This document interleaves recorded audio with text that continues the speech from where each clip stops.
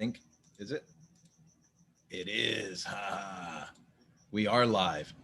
Welcome to August 16th, 2020. This is the Mañana Nomás morning check-in, and I am Kurt, your host of Mañana Nomás and everything else Mañana Nomás online. So totally stoked about today. A couple of big things. It is Hayden's birthday. And so I got to get up with him this morning. We have a thing on Friday mornings. It's the men's mentorship breakfast, and it's him and I. And, we usually hop on a motorcycle, run down to Panera Bread or something like that, and spend some time, right? I ask him, hey, what are your wins for the week, man? What are you proud of? What was good for you this week? And what are some losses, man? What questions do you have? How, what inspiration can I bring to you as your dad, right? When I was that age, I didn't have any men to spend time with me in this way. So I want to make sure that, I do better. I want to make sure that I give Hayden, a leg up, right? So we do this thing on Fridays, and we had a great time. We got up, we rode the Hayabusa down. Forgot the new Bluetooth helmets, so we can talk to each other while I'm riding. Hey, look at that car, look at this, look at that. Hey, how fast you want to go? Hey, we're gonna lane share, and make sure you're holding on, right? But so we ride the Hayabusa down, and got breakfast. A couple of breakfast sandwiches. He had a smoothie. I had a coffee, and man, we just talked. I gave him a book that Jared Bridge gave me. So when I was volunteering at Sagebrush Community Church and working underneath Jared Bridge with the youth program, he had gifted me a book, Streams in the Desert. And, I've read great portions of that book. I haven't read the whole book, right? But I've read great portions of that book. It's a year's worth of daily devotions. And so I wanted Hayden to have something that would help him wake up in the morning and, help him do something, right? So I wanted to inspire him to be able to wake up early, because I think waking up early is important. I wanted him to wake up early. I want him to be able to do something physical, get moving, stretch, go for a walk, do some push-ups, maybe some sit-ups, something like that. He's getting older, right? So he understands what that mobility thing is about, right? So get up early, get moving right away, and then find a way to be positive, find a way to be grateful, find a way to enter the day with a clear, positive thought. And so, it's so, I don't know why it's so hard to read the Bible, but if I were to say, oh, read your Bible every day, chances are that wouldn't happen. But, I use A Leader's Heart by John C. Maxwell. And so A Leader's Heart is a 360-day devotional journal. And on most days, I try to remember to get into the Word. And it starts out like today was the story about Nehemiah and building the wall. And I remembered, like, as I read that it's two verses today, Nehemiah chapter 4, verses 7 through 9. And it talks about how people were trying to distract Nehemiah from attaining his goal of rebuilding the wall of Jerusalem. And then it gives you I'll show you, it gives you the verses, and then beneath it, it gives you the kind of a layman's terms, kind of a recount of that or what it means. And then at the bottom is a room for notes. Now, you guys might not like this part. I don't put notes in this book. I'm not down for that. Oh, look, it's Scott and Casey. But hi, bed. But I don't put notes in the book because I want to read the book next year and the year after, and I kind of don't want to spoil it. And so I know some people would say, no, put the notes in, because then when the next year comes around and you reread it, you'll see where your head was at the previous year, and you'll do that. But I don't like to soil my thinking, if that makes sense, right? I do an awful lot of things to record myself, right? I've got the daily videos here. I've got, blog posts. I've got all these things that record my thoughts. And so this is one area where I've made a conscious choice to keep that thought pattern fresh, right? And so I'm reading The Leader's Heart from John C. Maxwell, and I wanted to give Hayden The Streams in the Desert. And there's multiple reasons why I chose to give him that book instead of a new book. Okay. One, Jared Bridge went on to be the lead pastor at his own church. He did his own church plant outside of Albuquerque. I think it's outside of Albuquerque. And, I consider him successful in that venture, right? He's a leader. And even though he's younger than me, he's a leader that took the time to recognize my efforts and give me that gift, right? And I've had that book a long time. We're going on 10 years, I think, that I've had that book that Jared gave me. And so I wanted to pay that book forward, right? As you can see, I'm a little weird about keeping my books in really good shape. So obviously the book I gave the boy was in good shape, but I wanted to make sure I gave him something that inspired him to start his day out on a positive note. Now, and I used examples, right? I said, what's it like when you're having a bad day and you go to put one of these puppies in a kennel, right? And the puppy fights you and he argues with you and you jam your finger in the gate and it just seems like everything's going wrong, right? And then an hour later you go to sign into your computer and you get an error code or you forgot your password and you just get mad, right? And you find yourself banging on the keyboard. I told him, I said, I've seen you, in the middle of the afternoon start to have a meltdown about a math test or, something with English, right? Because we homeschool the kids. I said, so, on those days that you're having those meltdowns, what's the root cause? I mean, are you really that upset because the password didn't work when you could just do a forgotten password request and get an email in 30 seconds and fix it? Or are you frustrated at the accumulation of something else throughout your day, right? And we had a really good conversation about that. And for someone in their 50s to have that transparent conversation with someone that's just turning 13, think of the leap of life that child's going to get moving forward, right? So as I bring this young man forward, into his teen years, I'm giving him this kind of insight. Again, the insight that I never received at that age. And so I'm hoping that it's quite a boost for him. Now, if he can be inspired to get up early, get mobile, and then be grateful or be positive, entering, the thinking portion of his day, that effect. And I've told him, I said, what about days where everything goes right?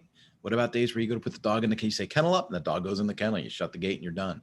What about the days where you go to access your English and you turn on the computer and there it is, right? I said, why do you think positive things happen on positive days and negative things happen on negative days, right? It's because the nugget up here controls our perception of what is happening around us, right? And so we have a lot of control over how successful or how good we are based on the way we attack the day. And so I wanted to give him a strategy to attack his days a little bit better. Okay. So that's one reason why today's an awesome day, right? Get to spend that moment with my son on his birthday at that level. Again, something that never happened for me at that age, right? So I just think, man, this is working. Like things are coming together. And so that's awesome. Now, last night was Zoom night out. If you don't know what Zoom night out is yet, well, then I don't know how to help you past this video. Zoom Night Out is a free group that I have. It's a private group on Facebook. I also have a private group on LinkedIn that's called Zoom Night Out. And I started this during the COVID crisis because I had friends that I considered, quite honestly, to be in the danger zone with depression or isolation and things like that. And I thought, I got to find a way to get these guys to connect.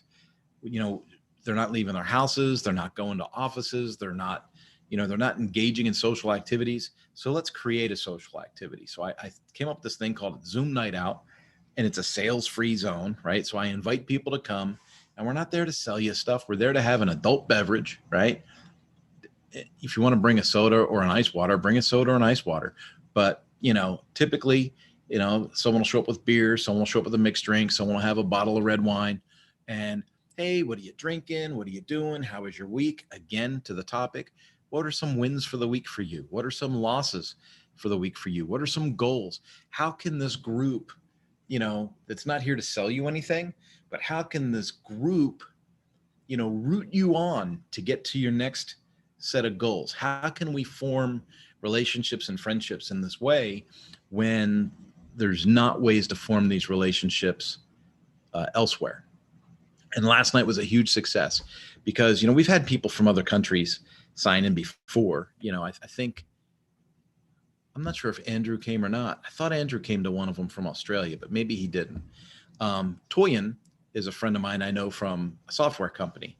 and he works at Lifter LMS, and he lives in Nigeria. And he signed in last night. Now it's 1:30 in the morning where he's at, right? And it's 5:30 at night for me. It's 8:30 at night for Donnie on the East Coast. He signed in. Troy was signed in. So I think he's on the East Coast too. So it might have been either 7:30 or 8:30 for him. I'm not sure exactly. No, it would have been 8:30. Would have been 8:30 for him. Anyway, doesn't matter. People sign in, and we just start having a good conversation. Now, you've got a motorcycle dealership owner, you've got a motorcycle dealership technician, you've got a software coder and support person for a internet service plugin guy, right? You've got me. My wife signed in. She was out with the kids, so she signed in remotely and participated. My sister has come in. My sister sells virtual storage solutions and stuff like that for data, right? So she signed in. Tammy, I don't know. I haven't talked to Tammy Joy in 2 weeks. I got to hook up with Tammy Joy and figure out what's going on there. But she's come multiple times, and I think she's up in Oregon, and she focuses a lot on suicide prevention, right? So it's not an industry specific group. These are people from all walks of life, all scales of the corporate ladder. And we all come together and we grab a drink and we just hang out and chat. And it's a really, really good time. And the flavor of it last night was really, really good. One person that has been having some struggles came to the meeting with some wins. That was awesome, right? You've got a group of people that are, praying for you, really, right? Praying for you, wishing you the best. And then you show up and you're like, man, I had a good week. And it's like, what a relief, man. Awesome. It's great that you had a great week. Another guy's like, man, I'm going to work at 4:00 in the morning. All right. Well, let's talk that out, man. What's that going to look like long term? Are you going to be able to do 14, 16 hours a day for long term, or is this short term? So you have that conversation. And then, man, Toyin from Nigeria, it was hilarious. I said, oh, are you even paying attention to the election? And he goes, oh, yes, I hate Trump. I need to get Trump out of there. And I said, well, what does Trump being president have to do with you? And he says, oh, well, our country is restricted. I cannot come to America because I'm from Nigeria.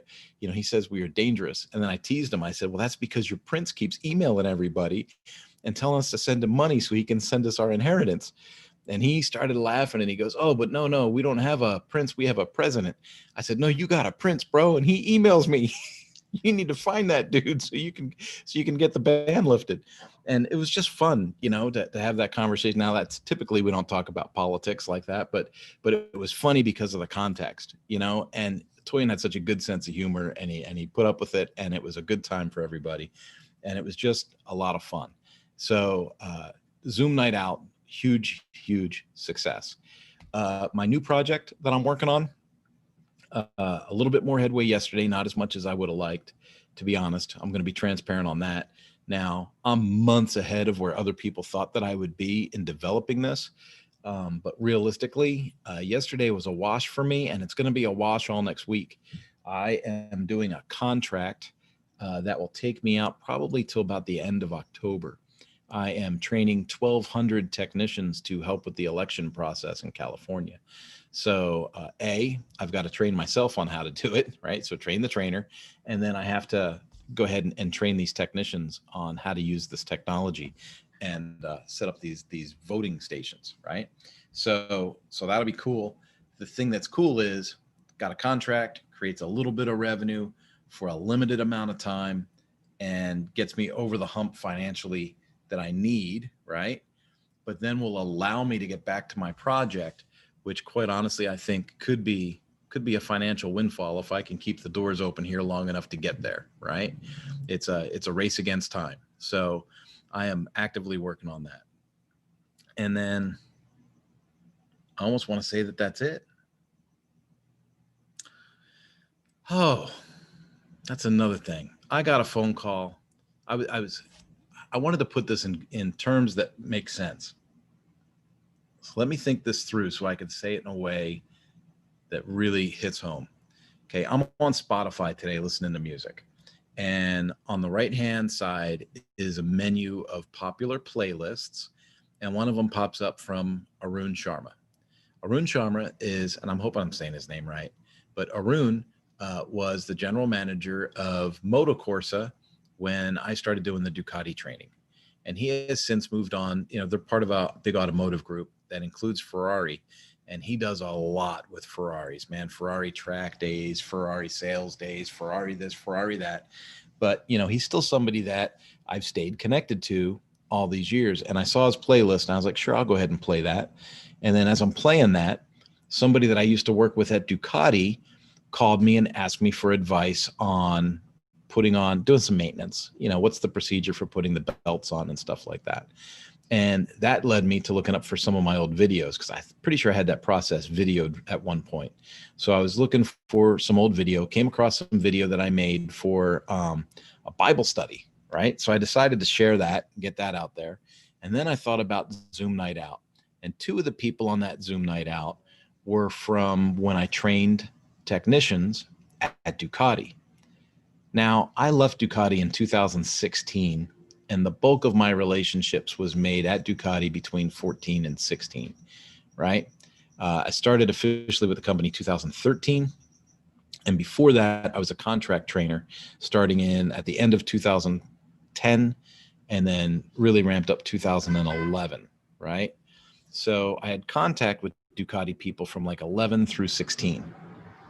That's only 5 years, right? So if I had that influence on folks for those 5 years and then took 5 years away, right? So I went to Suzuki, and now you look at Zoom Night Out, my Spotify playlist, people that I'm working with through the Power Sport Academy. When you look at that, and when you look at the jobs that I'm being considered for right now, because I'm still open to take employment, you know, if the offer is good enough. And I've got positions that have come to me that come on the backbone of the work that I did at Suzuki, not at Suzuki, at Ducati. And so I'm struck by, you know, what kind of leadership impression did I leave behind? What type of relationship building could I have built that's endured 5 years of absence, right?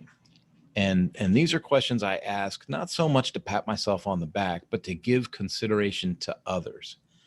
If you're in a position now, and let's say it's not the most positive thing in the world, let's say that you're not even really enjoying it, right?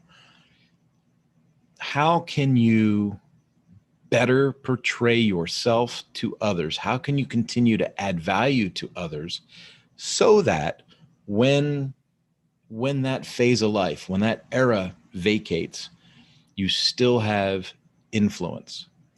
And that to me is huge.